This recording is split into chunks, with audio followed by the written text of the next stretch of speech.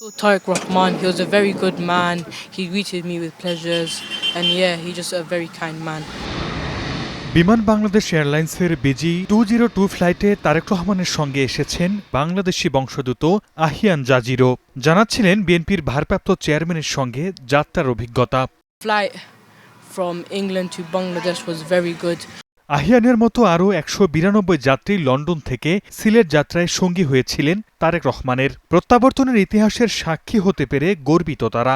সবও তো different feeling because long time বাদে আইসেন বাংলাদেশও ভিতরেও খুব শান্তি শক্তি আছে কোনো নেতা আইসুন ভালো আমরা কাছে ভালো লাগে বাট আমরা আশা করলাম তার কাছ থেকে আগামী পদক্ষেপের কিতা জীবনী বা October It's going to be more new, more revolution, isn't it?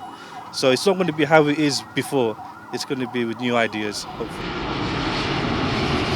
বৃহস্পতিবার সকাল ৯টা ৫৭ সিলেটের ওসমানী আন্তর্জাতিক বিমানবন্দরে অবতরণ করে বিএনপির ভারপ্রাপ্ত চেয়ারম্যান তারেক রহমানকে বহনকারী বিমান। ১ ঘণ্টা ১৩ মিনিটের বিরতি শেষে সোয়া ১১টার দিকে সিলেট ছাড়ে BG-202 ফ্লাইটটি। Desk report, star news.